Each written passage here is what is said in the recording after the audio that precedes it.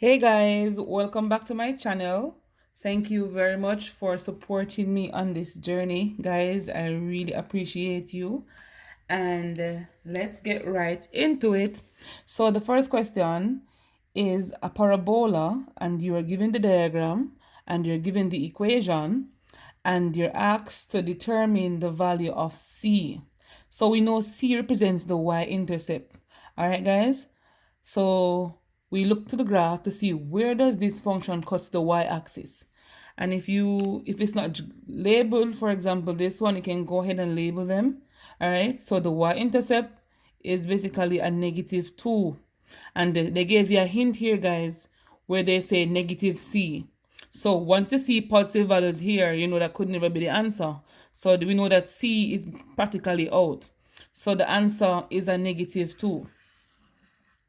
All right. The next question, what are the roots of the parabola? So we know the roots of a quadratic equation is the point where y is equal to 0.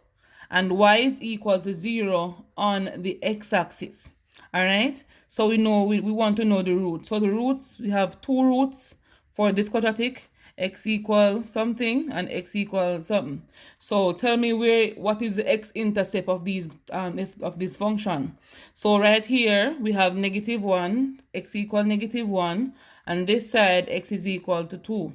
Let's see if our solution is over here. X equal -1, x equal 2, and it's right here at B. And that's how we find the roots of the parabola. If you need more questions like these, let me know and I'll be happy to share them with you. Remember, guys, I don't work with CXC. I don't know if these questions are coming, but there are variety to how the questions can be asked, and so I am trying my best to provide you with that.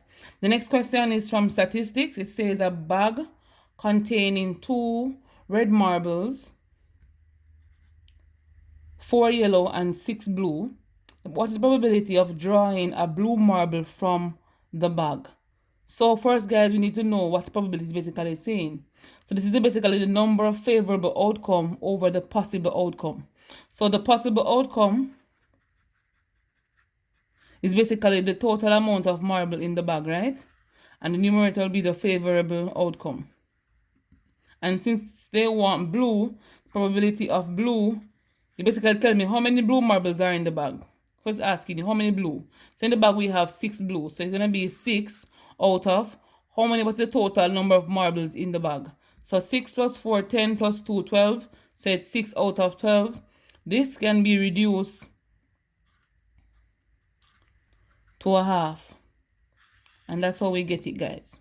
Alright? The next question.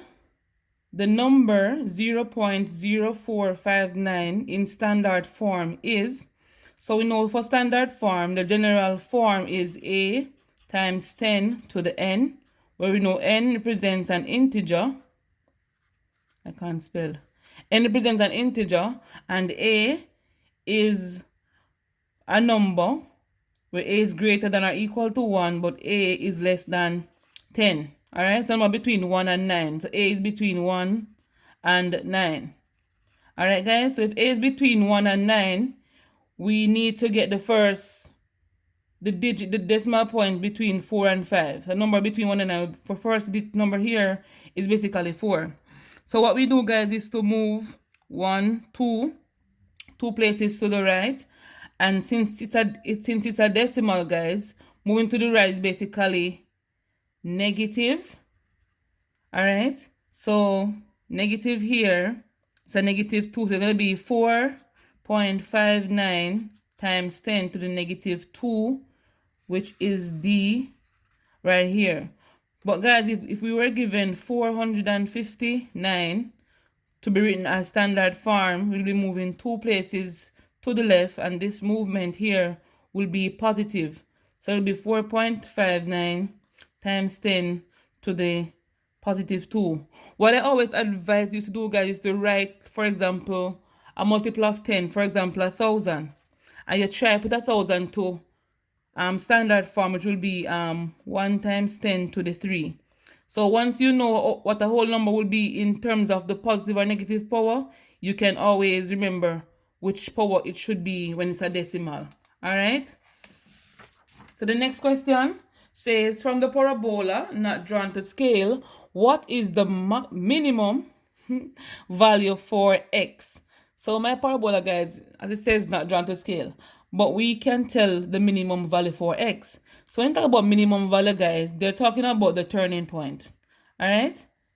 Talking about the turning point, and they're talking about the vertex. They're all saying the same thing. But we know vertex or vertices have xy values, so they're basically a point.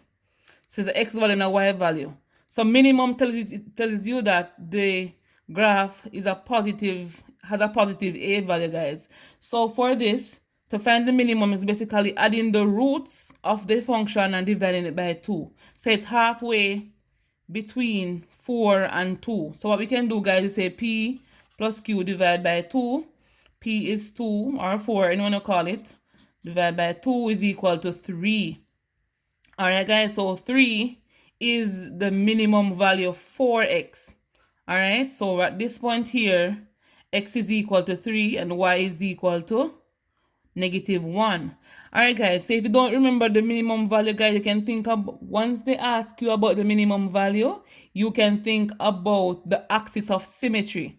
And for the axis of symmetry, this is basically the midpoint of the graph. You can basically fold the graph and it gives you equal and both sides are roughly the same. So the axis of symmetry here, guys, is basically x is equal to 3, and that's how we get our answer.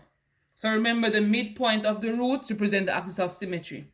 Alright, guys, that's all I have for you today. Short and spicy. I hope you enjoyed this video.